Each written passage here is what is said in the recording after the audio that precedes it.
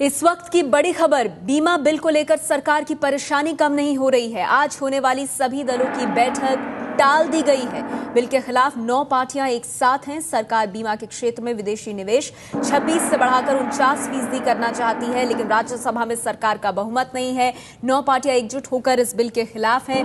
कांग्रेस इसे select committee में भेजने की पक्षधर है और ऐसे में आज होने वाली सभी दलों की बैठक भी टाल दी गई है। हमारे साथ आज जानकारी के साथ जुड़ गई एबीपी न्यूज संवाददाता सरोज सिंह, उनसे बात करते हैं। सरोज, क्या वजह है कि सभी दलों के साथ इंश्योरेंस बिल को लेकर जो बैठक होने वाली थी वो टाल दी गई?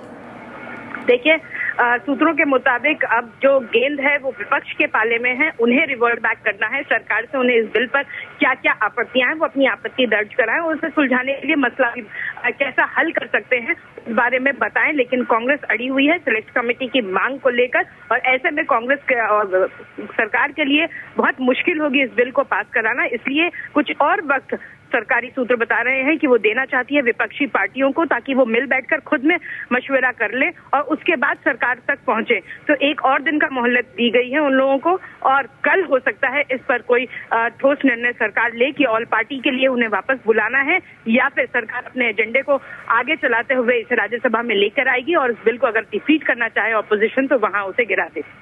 शुक्रिया आपका सरोज इस तमाम जानकारी के लिए। तो विपक्षी पार्टियां 9 विपक्षी पार्टियां इस बिल के खिलाफ बताई जा रही हैं। आज सभी दलों की जो बैठक होने वाली थी वो भी इंश्योरेंस बिल को लेकर टाल दी गई है। समाजवादी पार्टी भी इंश्योरेंस बिल के वर्तमान प्रारूप को लेकर इसके खिलाफ है। समाजवादी पार्टी के नेता नरेश अग्रवाल से बात की एबीपी न्यूज ने। पिछली बार जब भारतीय जनता पार्टी विपक्ष में थी तब इस बिल का विरोध कर रहे थे, सत्ता पक्ष में आके क्यों इस बिल के पक्ष में हो गई और जो कांग्रेस बिल का पक्ष कर रही तो वो आज विरोध में हो गई। ठीक है, समाजवादी पार्टी तो हरदम एफडीआई के विरोध में, तो हमने डिक्लेयर कर रखा कि हम उत्तर प्रदेश में फुटकर क्षेत्र में एफडीआई को नहीं लागू होने देंगे। लेकिन इन लोगों का विपक्ष और इनका विरोध नहीं समझ में आ रहा है।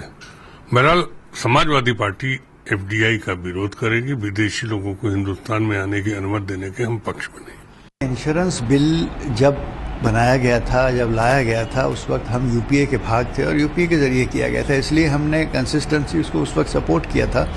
जिस तरह से आज चर्चा हो रही है, हमने अपनी बात स्पष्ट कर दी है एनडीए सरकार को कि हम इसमें 2 छोटे से अमेंडमेंट चाहते हैं जो हमने उनके सामने रखे हैं। अगर उन अमेंडमेंट्स को वो तस्लीम करके बिल को आगे बढ़ाते हैं तो हमारा सहयोग रहेगा, मगर अगर वो उस पर अड़े रहे और उसको नहीं किया तो हमें भी इसका विरोध करना पड़ेगा।